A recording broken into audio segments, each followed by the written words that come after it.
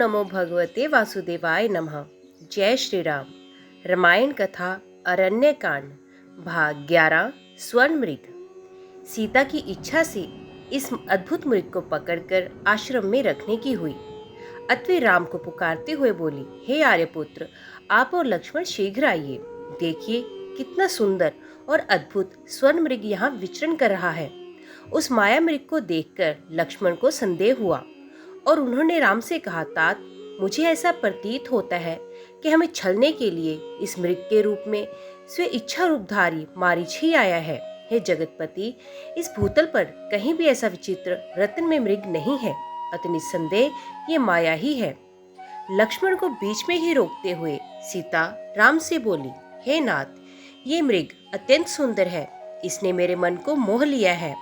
आप अवश्य ही इसे पकड़कर लाइए। जब हम वनवास समाप्त करके अयोध्या लौटेंगे तो ये हमारे प्रासाद की शोभा बढ़ाएगा। यदि ये जीवित ना पकड़ा जा सके तो इसे मारकर मृगशाला ही ले आइए। मैं उस पर आपके साथ बैठना चाहती हूँ। सीता के आग्रह को देखकर राम लक्ष्मण से बोले, हे लक्ष्मण, निस्संदेह इस मृग का रूप अत्यंत मनोहर एवं आकर्षक है। यदि ये पकड़ा नहीं भी गया तो मारा तो अवश्य ही जाएगा। इसमें भी संदेह नहीं कि इसकी मृगशाला मनोहारी होगी। सीता का आग्रह पूर्ण करने के लिए इसे अवश्य ही पकड़ना चाहिए। तुम्हारी शंका के अनुसार यदि ये राक्षसी माया है तो भी इस राक्षस को मारना उचित ही होगा। तुम सीता की रक्षा करो, मैं इसे जीवित पकड़ने या मारने के लिए जाता हूँ। इतना कहकर राम अपने शस्त्रार्थ धारण कर मायावी मृग के पीछे चल पड़े। राम को अपनी ओर आता देख मृग भी उछलता कूदता गहन वन के भीतर चला गया। वे विविध वृक्षों झाड़ियों के बीच कभी छिपता और कभी प्रकट होता, कभी धीमी तो कभी द्रुत गति से भागने लगा। उसका पीछा करते करते रामचंद्र आश्रम से बहुत दूर निकल गए। अनंत मृग के दृष्टिगत होते ही क्रुद्ध होकर राम ने एक तीक्ष्ण बाण छोड़ा जो मारीच के हृदय तक पहुंच गया। बाण लगते ही मारीच अपने असली वेश में धराशायी हो गया और राम के स्वर में हाय सीते, हाय लक्ष्मण चित्कार करते हुए मर गया। उस राक्षस के मृत शरीर को तथा उसको उसका अपने स्वर में चित्कार करना देखकर राम को लक्ष्मण का कथन स्मरण हो आया। वास्तव में ये मारीच की माया ही निकली। उन्हें चिंता होने लगी कि मेरे स्वर में किए गए चित्कार को सुनकर सीता की क्या दशा होगी। उन्हें किसी अनिष्ट की आशंका होने लगी और वे द्रुत गति से आश्रम की ओर लौट पड़े। इधर जब सीता ने अपने पति के स्वर में हाय सीते, हाय लक्ष्मण सुना तो उन्होंने व्याकुल होकर लक्ष्मण से कहा, हे लक्ष्मण, प्रतीत होता है कि तुम्हारे भैया अवश्य ही किसी संकट में पड़ गए हैं। तुम शीघ्र जाकर उनकी सहायता करो। उनके दुख भरे शब्द सुनकर मेरा हृदय चिंता से बहुत घबरा रहा है। आशंका से आतुर सीता के वचन सुनकर लक्ष्मण बोले, हे आर्य, इस प्रकार मैं आपको अकेला छोड़कर नहीं जा सकता। भैया ने आपकी रक्षा का भार मुझे सौंपा है। अब धैर्य धारण करें, भैया भी आते ही होंगे। दुखी होकर सीता बोली, लक्ष्मण, ऐसा प्रतीत होता है कि तुम भाई के रूप में उनके शत्रु हो, इसलिए उनके ऐसे आर्त स्वर सुनकर भी उनकी सहायता के लिए नहीं जाना चाहते।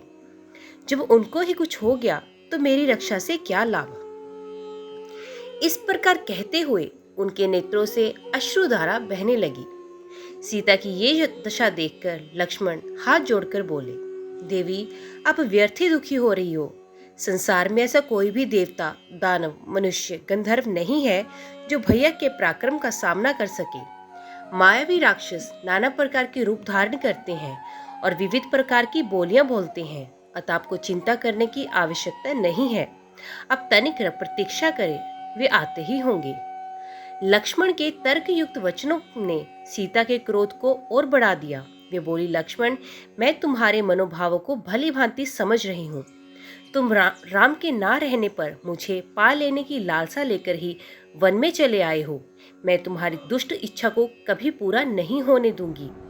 राम के वियोग में मैं अपने प्राण त्याग दूंगी। सीता के ये वचन सुनकर लक्ष्मण का हृदय विदीर्ण हो उठा।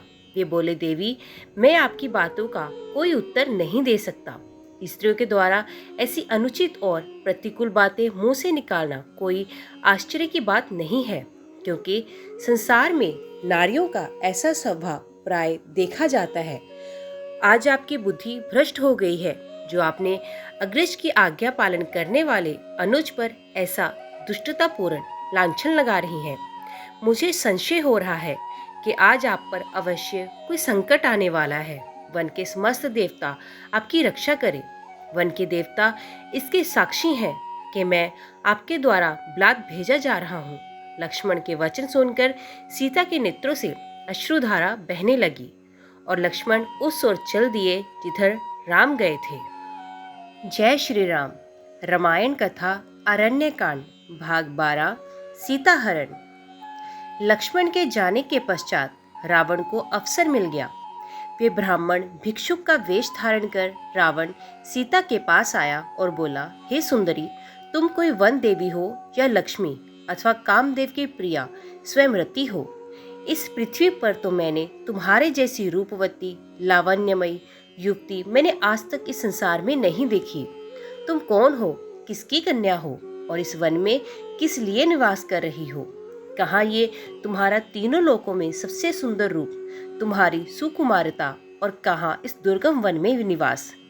ये स्थान तो इच्छा अनुसार रूप धारण करने वाले भयंकर राक्षसों का निवास स्थान है। तुम यहाँ से चली जाओ, तुम यहाँ रहने योग्य नहीं हो। सीता ने कहा, हे ब्राह्मण, मेरा नाम सीता है। मैं मिथिला नरेश जनक की पुत्री और अयोध्यापति दशरथ के ज्येष्ठ पुत्र श्री रामचंद्र की पत्नी हूँ। पिता की आज्ञा से मेरे पति अपने भाई भरत को अयोध्या का राज्य दे 14 वर्ष के लिए वनवास कर रहे हैं। उन पराक्रमी सत्यपरायण वीर के साथ मेरे तेजस्वी देवर लक्ष्मण भी हैं। आप अतिथि हैं, आप इस आसन पर बैठकर ये जल और फल ग्रहण कीजिए। मेरे पति अभी आते ही होंगे। अब आप बताइए महात्मन, आप कौन हैं और यहाँ किस उद्देश्य से पधारे हैं? सीता का प्रश्न सुनकर रावण गर्ज कर बोला, हे सीते, मैं तीनों लोकों 14 भुवनों का विजेता महाप्रतापी लंकापति रावण हूँ, जिसके नाम से देवता, दानव, यक्ष, किन्नर, गंधर्व, मुनि सभी भयभीत रहते हैं। इंद्र, वरुण, कुबेर जैसे देवता जिसकी सेवा करके अपने आप को धन्य समझते हैं। मैं तुम्हारे लावण्यमय सौंदर्य को देखकर अपनी सुंदर रानियों को भी भूल गया हूँ और मैं तुम्हें ले जाकर अपनी भार्या बनाना चाहता हूँ। हे मृगलोचने, तुम मेरे साथ चलकर नाना देशों से आई हुई मेरी अत्यंत सुंदर रानियों पर पटरानी बनकर शासन करो। मेरी नगरी लंका की सुंदरता को देखकर तुम इस वन के कष्टों को भूल जाओगी, इसलिए मेरे साथ चलने को तैयार हो जाओ। रावण का निष्ठापूर्ण प्रस्ताव सुनकर सीता क्रुद्ध स्वर में बोली, हे अधम राक्षस, तुम परम तेजस्वी, अद्भुत, पराक्रमी और महान योद्धा रामचंद्र के पराक्रम को नहीं जानते, इसलिए तुम मेरे सम्मुख ये कुत्सित प्रस्ताव रखने का दुस्साहस कर रहे हो। अरे मूर्ख, क्या तू वनराज सिंह के मुख में से उसका दांत उखाड़ना चाहता है? तेरे सिर पर काल नाच रहा है, इसलिए तू ये घृणित प्रस्ताव लेकर यहाँ आया है। तेरी मृत्यु ही तुझे यहाँ लेकर आई है। सीता के ये अपमानजनक वाक्य सुनकर रावण के अत्यंत कुपित हो गया। आंखें लाल करते हुए उसने कहा, सीते, तू मेरे बल और प्रताप को नहीं जानती। मैं आकाश में खड़ा होकर पृथ्वी को गेंद की भांति उठा सकता हूँ, अथवा समुद्र को एक चुल्लू में भर में पी सकता हूँ। मैं तुझे लेने के लिए आया हूँ और लेकर ही जाऊंगा। ये कहकर रावण ने अपने ब्राह्मण वेश को त्याग कर विकराल रूप धारण कर लिया और दोनों हाथों से सीता को उठाकर अपने कंधे पर बिठा लिया और निकटवर्ती खड़े विमान पर जा सवार हुआ। इस प्रकार अप्रत्याशित रूप से पकड़े जाने पर सीता ने हाय राम कहते हुए स्वयं को रावण के हाथों से छुड़ाने का प्रयास किया, परंतु बलवान रावण के सामने उनकी एक नहीं चली। उसने उन्हें बांधकर विमान में एक ओर डाल दिया और तीव्र गति से लंका की ओर चल पड़ा। सीता निरंतर विलाप किए जा रही थी, हाय राम, पापी रावण मुझे लिए जा रहा है। हे लक्ष्मण, तुम कहाँ हो? तुम्हारी बलवान भुजाएं इस समय इस दुष्ट से मेरी रक्षा क्यों नहीं करती? हाय, आज कैके की एक मनोकामना पूर्ण हुई। इस प्रकार विलाप करती हुई सीता ने मार्ग में खड़े जटायु को देखा। जटायु को देखते ही सीता चिल्लाई, हे आर्य जटायु, देखो लंका का ये दुष्ट राजा रावण मेरा अपहरण करके लिए जा रहा है।